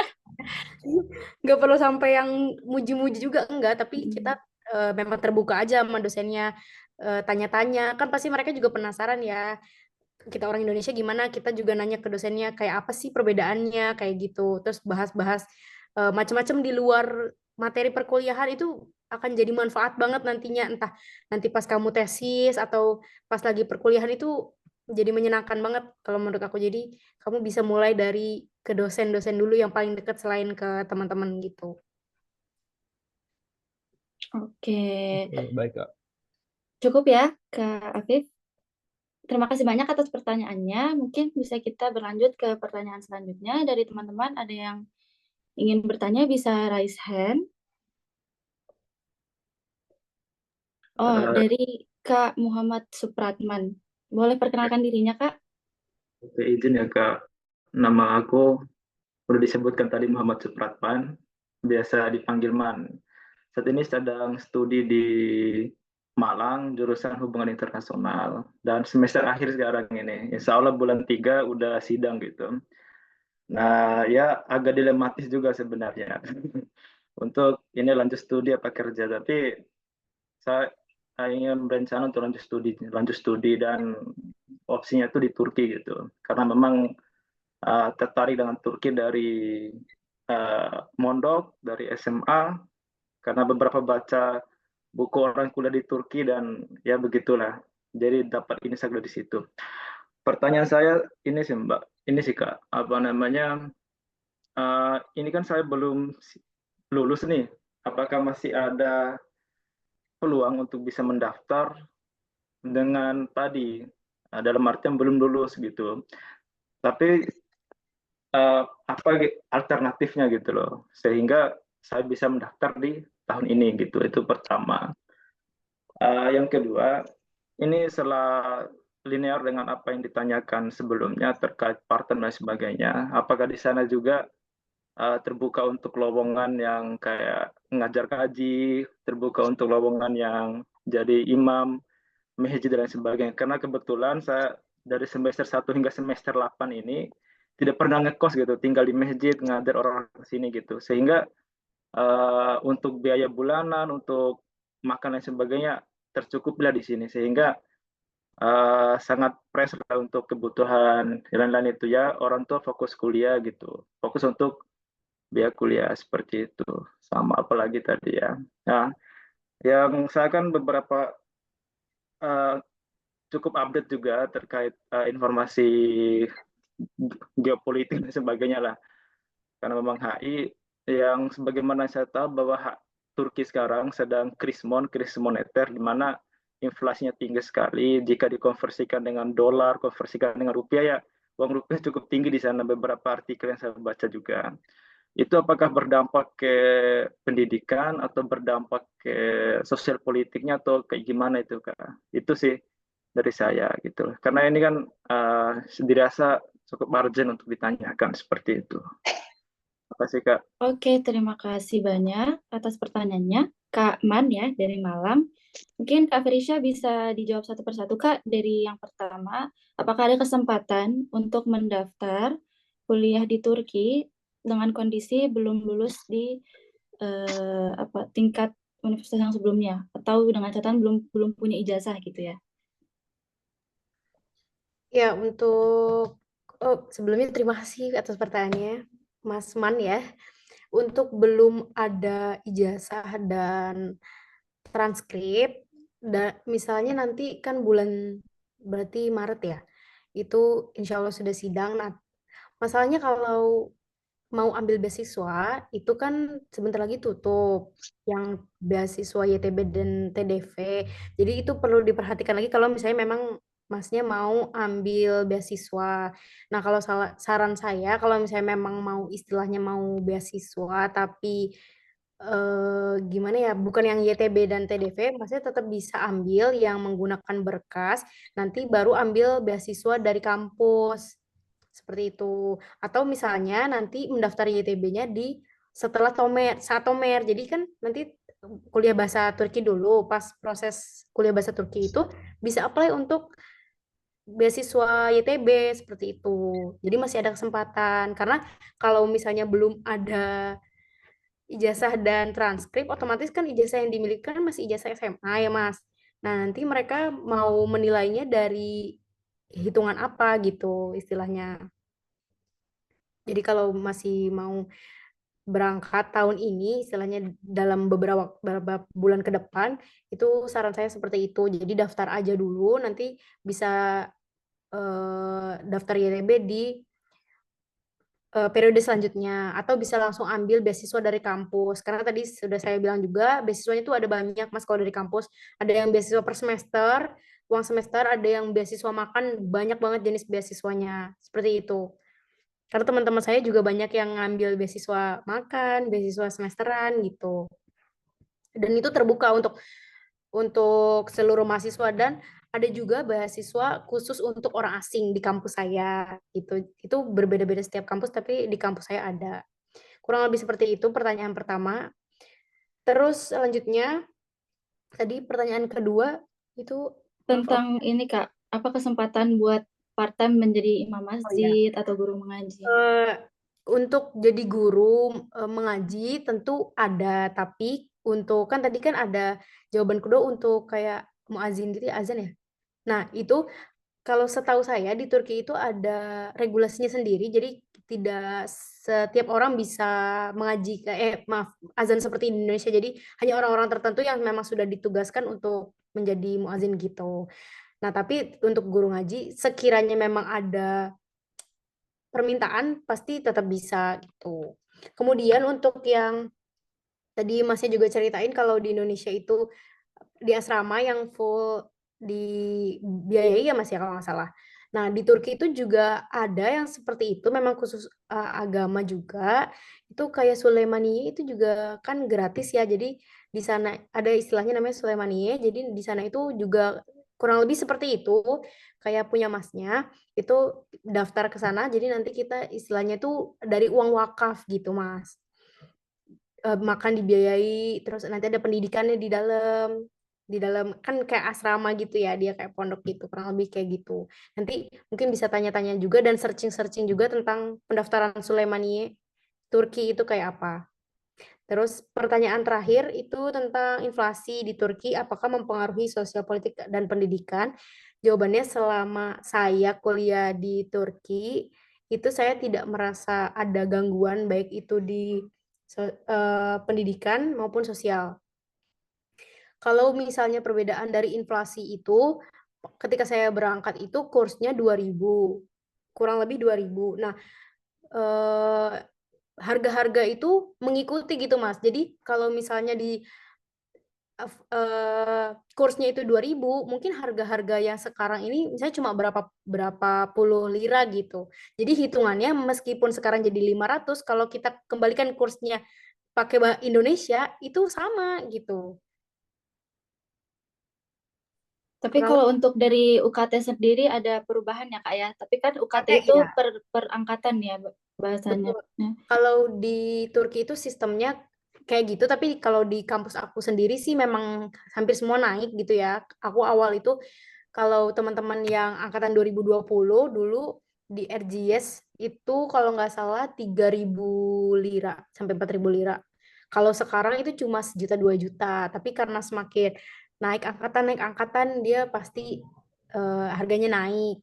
Seperti itu. Makanya tadi kalau misalnya memang opsinya beasiswa, itu yang saya bisa kasih gambaran ke Mas Mannya itu. Karena untuk yang pendidikan dan sosial itu nggak banyak dikaitkan sih kalau di Turki, istilahnya kalaupun mereka ada tanda kutip masalah dengan negara-negara lain ya, kalau untuk pendidikan ya tetap jalan seperti biasa, terus kita bersosial juga tetap sama seperti biasa, seperti itu. Kecuali kalau kayak kemarin ada musibah kayak gempa, nah itu beda kasus lagi. Selama nggak ada masalah di dalamnya, selama masalahnya istilahnya ya, politik dengan politik itu nggak ada masalah. Jadi intinya meskipun ada inflasi dan harga semakin naik, tapi karena kursnya juga turun, jadinya kalau di-convert ke rupiah tetap sama ya Kak ya pengeluarannya. Iya, betul. Bagaimana Kak Man? Ada Oh, pertanyaan? berarti sejauh ini ya masih stabil lah di Turki gitu. Nggak terlalu ada dampak yang signifikan berarti Kak.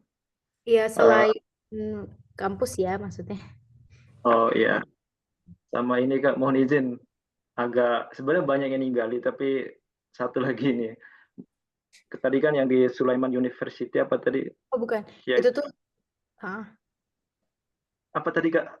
iya itu Suleimani itu bukan nama universitas, tapi di seluruh Turki itu ada kayak apa ya, Asrama. namanya kayak asrama Oh, gitu. Jadi emang khusus, tapi kamu tetap kampus. Jadi kamu daftar kampusnya, terus kamu daftar di Suleimani itu. Jadi kamu tinggalnya di situ. Nanti ada pendidikan agamanya juga di dalam. Tapi biasanya kalau masuk itu mungkin ada tes. Misalnya kalau teman aku ya itu dia ditanyain coba kamu baca surat ini gitu, hafalan kamu kayak gitu. Tapi Jadi dia Sulaimania itu sistemnya mirip seperti pondok, Mas. Meskipun itu asrama, tapi ada jam malamnya dan ada pelajaran tambahan yang terkait ilmu agamanya juga. Terus untuk sholat 5 waktu, mereka juga punya masjidnya sendiri. Gitu. Dan untuk dari segi biaya, jauh lebih murah daripada rent rumah atau apartemen bareng teman-teman yang lain. Gitu. oke. Sama ini lagi Kak, apa namanya untuk yang hubungan internasional yang linear dengan jurusan saya, kira-kira univ apa yang dikira bagus gitu loh di sana gitu, yang kayak saya kan mau fokusnya ke kajian kawasan ya, intinya yang linear dengan studi yang saya tekuni saat ini gitu. Masnya tertarik ke politik juga nggak? Karena di Turki cukup banyak jurusan-jurusan S2 yang menyangkut politik. Jadi nanti bisa salah satu masuk ke listnya, itu ada di RGS juga ada S2 ilmu politik. Itu bisa diambil di Kayseri, kota Kayseri. Oke, seri.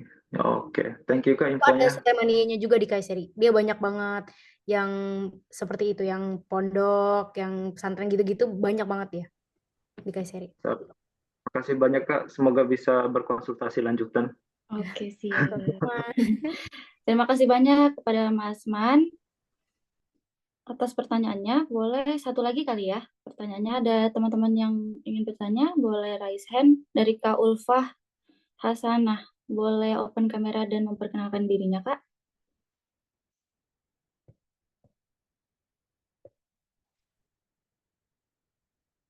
Assalamualaikum warahmatullahi wabarakatuh.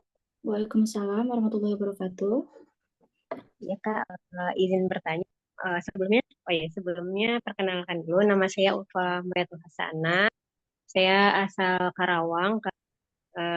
Saya kuliah di Universitas Pasundan, jurusan Teknologi Pangan.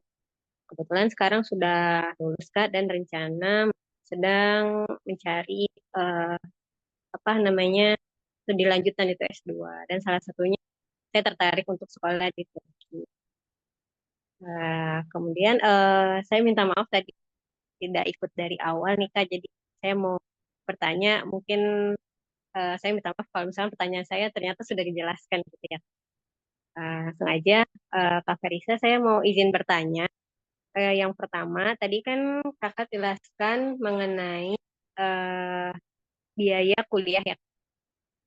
Itu dari biaya kuliah yang Kakak tunjukkan, itu termasuk jurusan tertentu atau semua jurusan dipukul rata segitu biaya kuliahnya. Nah, terus apakah ada biaya tambahan seperti kalau di Indonesia kan ada biaya SKS kayak gitu, ada tambahan lagi atau tidak? Itu yang pertama. Kemudian yang kedua, eh, untuk di Turki sendiri berarti sistem kuliahnya hanya belajar di kelas atau ada yang by research untuk S2? Kemudian yang ketiga, untuk program S2 ini perlu mengajukan proposal penelitian untuk S2 dulu, untuk tesis terlebih dahulu, atau tidak perlu. Jadi di awal kuliah gitu, saat mau mendaftar kuliah tuh perlu proposal penelitian terlebih dahulu atau tidak, Kak? Dan nanti setelah perkuliahan kan kalau di Indonesia itu kan wajib menerbitkan jurnal, Kak, untuk S2. Kalau di Turki bagaimana ya? Sekian dari saya, terima kasih. Terima kasih banyak Kak Ulfa atas pertanyaannya. Boleh Kak Ferisya dijawab satu persatu? Terima kasih Kak Ulfa pertanyaannya. Aku coba bantu jawab ya. Untuk pertanyaan pertama, biayanya itu setiap jurusan sama atau enggak ya? Nah, maksudnya beda-beda jurusan itu sama atau beda-beda? Nah, jawabannya itu sama, Kak. Tapi sebenarnya setiap kampus itu punya kebijakan sendiri-sendiri. Kalau dari kampus yang saya tahu dan saya lampirkan juga tadi, itu sama. Jadi, kalau di S2 di Turki itu umumnya mereka patokannya adalah pasca sarjana, seperti itu. Pasca sarjana harganya segini gitu, sekian. Misalnya kalau di tempat saya pasca sarjana itu harganya 10.000 atau 5 juta. Itu seluruh jurusan sama. Seperti itu, kecuali kedokteran. Tentu kalau kedokteran kan spesialis ya, jadi tidak mengikuti perhitungan pasca sarjananya, seperti itu, Kak. Kalau misalnya jurusannya masih kesehatan tapi bukan kedokteran, itu harganya juga masih sama. Terus untuk RGS, tadi ada Sparta juga sama Sakarya, itu juga disamakan harganya. Kalau Sakarya itu di 3.500.000 atau 3.200.000, kurang lebih seperti itu. Tapi kembali lagi kalau kedokteran tentu beda ya Kak, karena akan banyak praktikum. Nah, tapi kalau di 4 universitas yang tadi sudah saya jelaskan itu, dia empat-empatnya sama. Jadi satu pasca sarjana istilahnya itu biayanya sama, Kak. Kayak gitu. Ada biaya SKS atau tambahan-tambahan itu jawabannya nggak ada. Karena di Turki itu cuma sekali aja bayar itu untuk biaya UKT-nya aja. Kalau di Indonesia mungkin ada biaya matrikulasi, ada biaya gedung, ada biaya SKS, dan lain segala macam. Itu nggak ada di Turki. Kita cuma full biaya UKT aja per semester. Seperti itu. Kemudian pertanyaan selanjutnya, sistem kuliahnya ada yang by research atau enggak? Nah, itu, sebelumnya tadi perlu proposal ya? Proposal. ya yang kedua sistem kuliah. Oh ya, sistem kuliahnya ada by research. Nah, itu ada. Jadi emang setiap jurusan kan beda-beda, mungkin karena kakaknya tuh teknologi pangan ya kak tadi ya. Nah, teknologi pangan mungkin butuh yang namanya research lanjutan. Nah, karena saya itu kan sosial, jadi kalau di saya itu memang nggak ada yang lapangan gitu. Ya ada lapangan tapi bukan yang kayak mungkin yang teman-teman teknologi pangan atau teman-teman kayak pertanian gitu ya, memang harus langsung ke masyarakat gitu istilahnya, atau ke lab atau apa itu dia pasti ada gitu. Yang by research itu ada juga kayak gitu. Itu setiap kampus itu dia regulasinya macam-macam, Kak. Ada yang dia buka kayak gitu, ada yang tadi kayak saya bilang, ada yang non tesis, ada yang pakai tesis, ada yang campur pakai bahasa Inggris, bahasa Turki. Jadi emang macam-macam banget, Kak, jenisnya. Kayak gitu. Setiap kampus beda-beda, tapi kalau di kampus saya nggak ada. Tapi di kampus lain ada yang seperti itu. Kayak di kampus saya S2 itu nggak ada teknologi pangan. Tapi di kampus lain ada.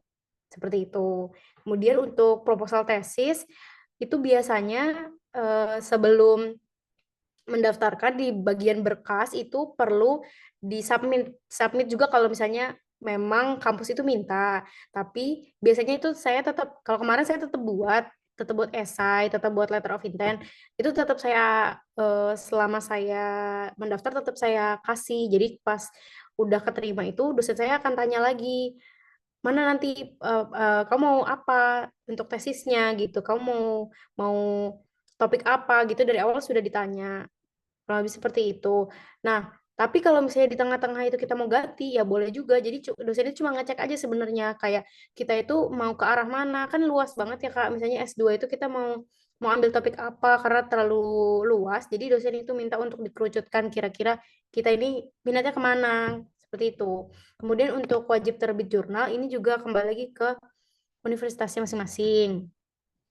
Kalau di kampus saya itu tidak wajib, tapi tentu ada dua proposal yang kita buat. Jadi proposal untuk seminar sama proposal untuk tesis, dua topik yang berbeda seperti itu.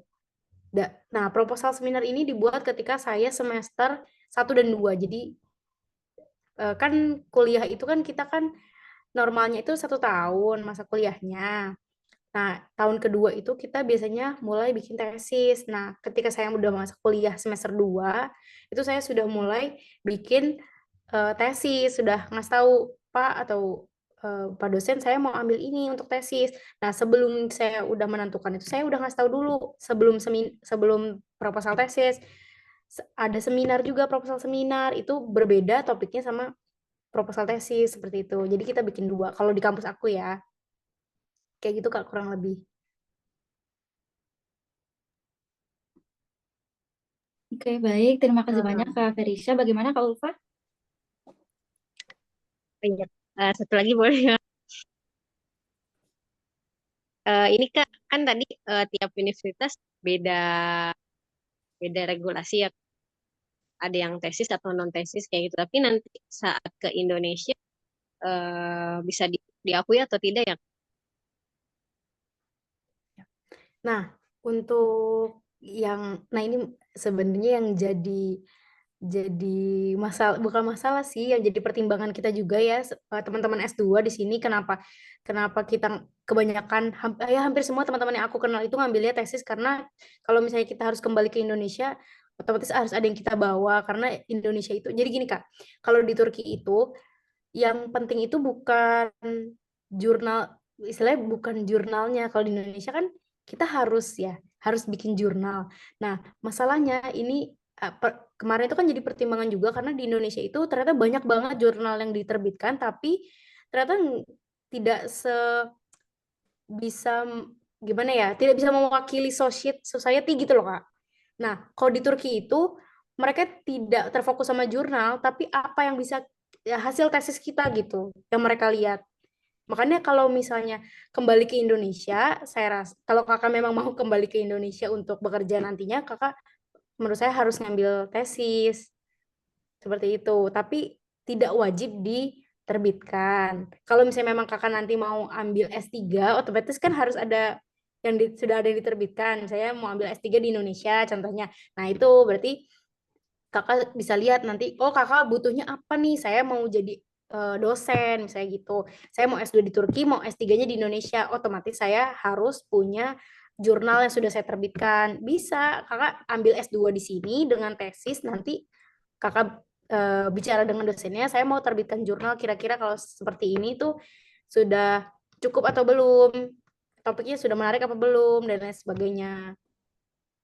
Kalau misalnya kakak bukan cuma sih, maksudnya selesai di S2 nih, tidak mau ambil pendidikan lanjutan, istilahnya kan jurnal ada dan tidak ada tuh ya gak apa-apa juga gitu loh Kak. Misalnya kakak mau lanjut kerja bukan di bidang akademisi gitu, mau di kantor swasta atau kantor pemerintah gitu, ya gak apa-apa juga kalau kakak nggak mau ambil tesis gitu maksud saya.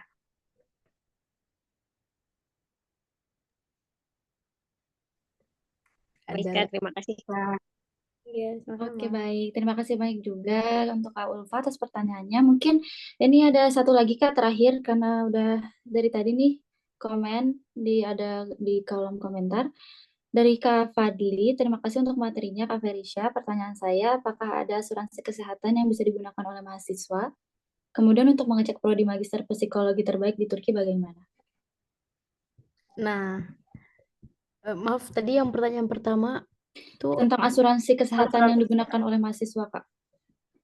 untuk asuransi itu teman-teman kita bukan lagi ada apa enggak, tapi kita harus punya ya teman-teman asuransi kesehatan. Itu mau S1, S2, S3 atau SMA, teman-teman semua yang istilahnya sekolah di Turki itu kita harus punya asuransi pendidikan, maaf, asuransi kesehatan karena memang kita akan nanti bikin KTP Turki atau ikamet ya. Nah, salah satu syarat untuk bikin ikamet adalah kita perlu adanya sigorta atau bahasa Indonesianya asuransi kesehatan.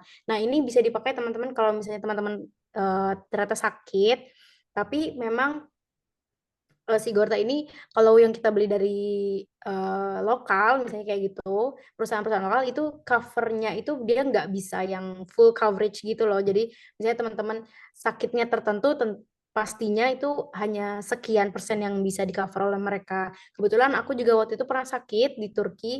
Alhamdulillah nggak dirawat sih sebenarnya, tapi aku pas sakit itu aku langsung datang ke rumah sakit, aku kasih tahu keluhan aku apa-apa saja, terus juga mereka langsung kasih aku suntik waktu itu karena kondisi aku, habis itu aku udah nggak bayar apa-apa sama sekali, cuma dikasih resep aja obat-obatnya. Selain itu juga teman-teman kalau daftar dari Turknesia, kita ada pendampingan dari dokter Turknesia yang waktu itu juga karena saya sakit itu, jadi ceritanya gini, saya waktu itu sakit, saya nggak bisa bangun dari tempat tidur karena kepala saya sakit banget. Nah, habis itu saya minta tolong teman saya untuk antarkan ke rumah sakit. Terus setelah saya suntik itu, saya diberi obat 3-4 hari itu juga nggak kunjung baik. Akhirnya saya ngechat ke dokter Turknesia, ke dokter Tia. Saya tanya, kenapa ya dok gini-gini segala macam.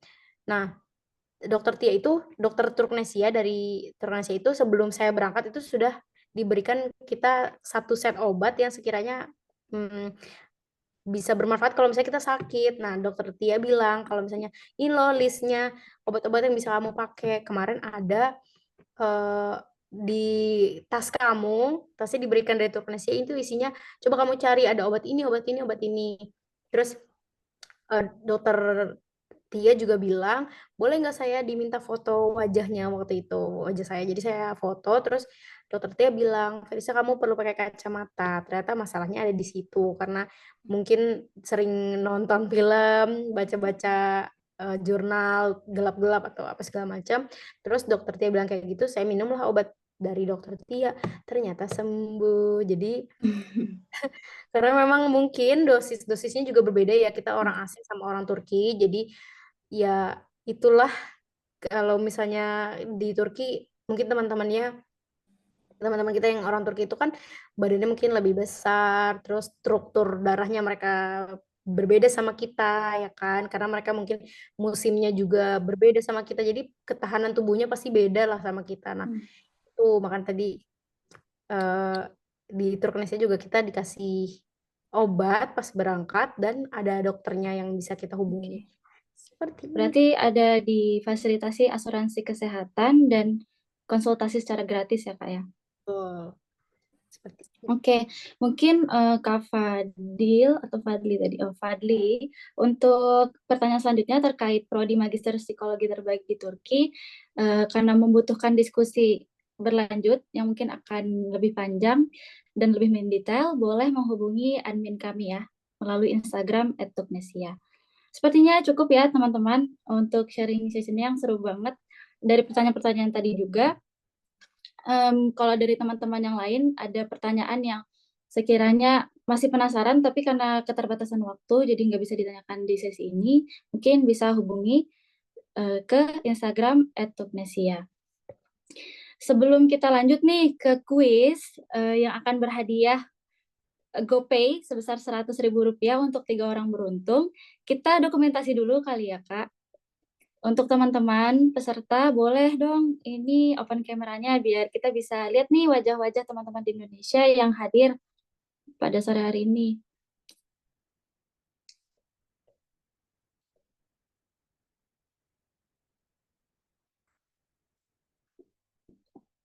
Oke, masih kami tunggu bagi teman-teman yang ingin membuka kameranya.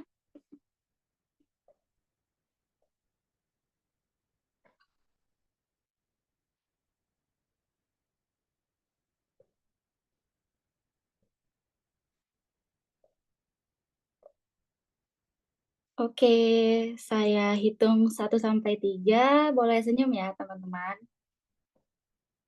1, 2, 3. Oke, sekali lagi. 1, 2, 3. Untuk slide selanjutnya. 1, 2, 3. Sekali lagi. 1, 2, 3. Baik, terima kasih banyak. Teman-teman, gimana nih sejauh ini? Alhamdulillah ya. Banyak banget teman-teman yang antusias dan berpartisipasi. Nanya-nanya Kak Ferisha gimana sih tentang kuliah di Turki, terus terutama tentang program S2, dan juga ada yang tanya tentang part-time dan sebagainya. Nah, kita pengen ngetes nih seberapa nyimak sih teman-teman yang lain tadi dari awal sampai akhir. Jadi kita akan menanyakan 3 soal ya Kak, terkait materi yang tadi udah disampaikan oleh Kak Ferisha. Bagi yang beruntung akan mendapatkan GoPay sebesar Rp100.000. Nah, sistemnya gimana? Sistemnya jadi akan lewat kolom chat karena mungkin lebih adil ya, karena ketahuan nih siapa yang bakal duluan angkat tangan gitu. Jadi nanti boleh ketik saya di kolom chat, tapi setelah Syifa bilang 1. Jadi Syifa akan hitung dari 3, 2, 1. Setelah Syifa kirim 1, baru boleh ketik saya gitu. Kalau misalkan udah ketik saya duluan sebelum Syifa kirim 1, itu dianggap gugur ya berarti. Gitu. Bisa dimengerti teman-teman? Ini kita tunjuk orangnya dulu apa bacain soalnya dulu nih Kak Ferisha? Bacain soalnya dulu kali ya, biar seru. Iya, boleh. Soal pertama. Apa ya? Soal pertama, sebutkan 3 cara berkuliah S2 di Turki. Oke, Syifa hitung dulu ya. 3, 2, 1 baru boleh kirim saya. 3, 2, 1. Ada yang tahu? Saya, Muhammad Supratman. Oke. Kak Supratman, boleh open mic. Open microphone-nya. Oke, Kak. Apa aja tuh, Kak? Oke, untuk cara masuk di Turki sendiri, tadi dijelaskan ada 3 ya. Pertama, melalui beasiswa YTB atau Turki Bursary, di mana beasiswa ini terbuka dan seleksinya banyak jurusan gitu. Dan YTB ini berbanding lurus dengan di Diyanet Bursary, di mana Diyanet Bursary ini khusus untuk program-program yang terfokus pada studi religion atau agama gitu. Nah, terus ada namanya tes ETS Graduate Record Examination atau jalur tes untuk 5 univ terbaik tadi jelaskan tadi itu, di mana seleksinya cukup selektif dan ketat di situ sebagaimana dijelaskan tadi.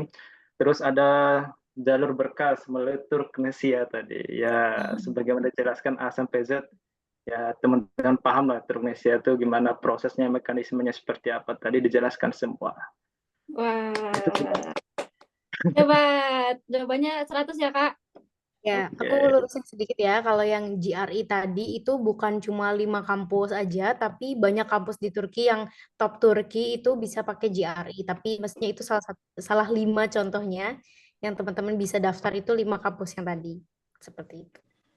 Selamat. Oke, Kak. Oke, terima kasih banyak Kak Supratman. Berarti menyimak nih dari awal banget ya Kak, padahal itu tadi materinya di awal-awal pemaparannya Kak Ferisha.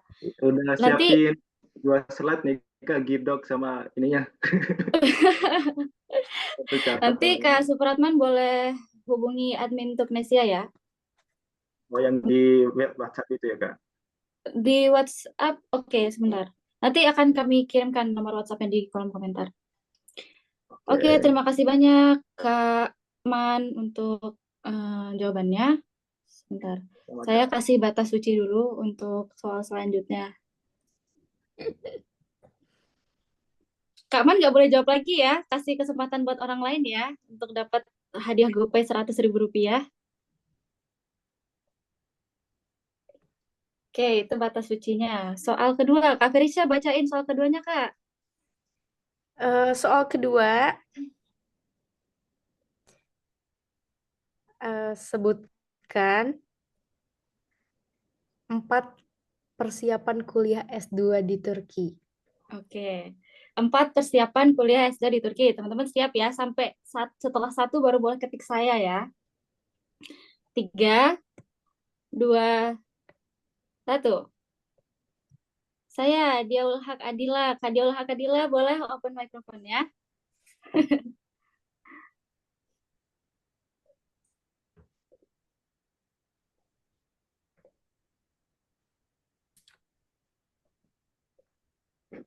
Halo, Kak Diaul Haq Adila. Iya Kak, sebentar. Oke. Untuk persiapan kuliah di Turki, yang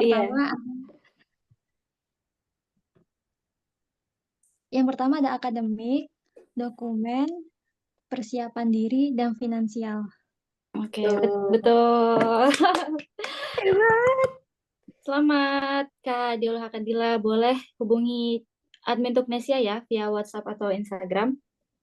Baik Kak, terima kasih. Terima kasih kembali. Satu lagi nih, soal terakhir. Teman-teman siap-siap ya, ini soalnya gampang banget deh kayaknya. Kalau emang benar-benar nyimak tadi dari awal harusnya sih bisa sih ya.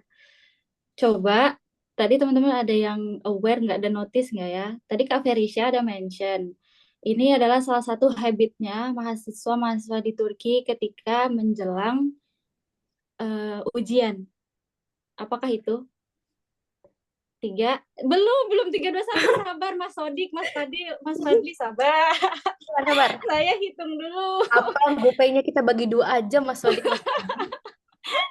Sabar ya, pokoknya ini hangus nih. Ulang nih ketik sayanya. 3, 3, 2, belum Mas Fadli. Udah saya aja. Belum Mas, sabar Mas. Ulang dari 3. 3, 2, 1. Mas Afif. Mas Afif Mas tiba-tiba Afif yang Alif semuanya. dapet. Apa tuh Mas Afif jawabannya? Kalau salah nanti kita lempar ke Mas Fadli ya. Oke, baik. Saya coba ya, Kak. Seingat saya tadi untuk habit mahasiswa Turki menjelang ujian itu nginep di kampus, di perpustakaan. Jadi semacam belajar karena perpustakaan dibuka 24 jam dari pagi, siang, sore, malam, dan juga teman-teman di Turki itu karena tidak ada pakai sistem SKS atau sistem kebut semalam juga sudah persiapan sebelumnya untuk tes. Tapi tadi persiapannya habitnya mungkin yang lebih spesifik tadi itu stay di perpustakaan di Kutupane. Betul. Valid ya Kak Fer? Valid. Oke, terima kasih banyak buat ketiga pemenang kuis yang belum rezekinya, jangan berkecil hati. ikuti terus sharing session dari Teknesia yang akan datang. Insya Allah kita akan menyiapkan lebih banyak lagi hadiah-hadiah menarik lainnya. Mungkin acara kita hari ini sudah sampai di penghujungnya. Dari Kak Ferisha ada closing statement barangkali untuk para peserta yang hadir hari ini? Ya mungkin sedikit aja ya. Ini kan dari tadi tuh banyak teman-teman yang penasaran pengen kuliah di Turki. Yang pertama itu yang aku ingetin, jangan takut. Meskipun kita jauh dari rumah, tapi kita akan selalu menemukan rumah lainnya di Turki. Jadi jangan takut kalau misalnya mau kuliah di luar negeri. Terus juga yang penting tetap semangat. Kalau misalnya belum berhasil melalui cara yang satu, masih bisa coba cara yang lain. Terus juga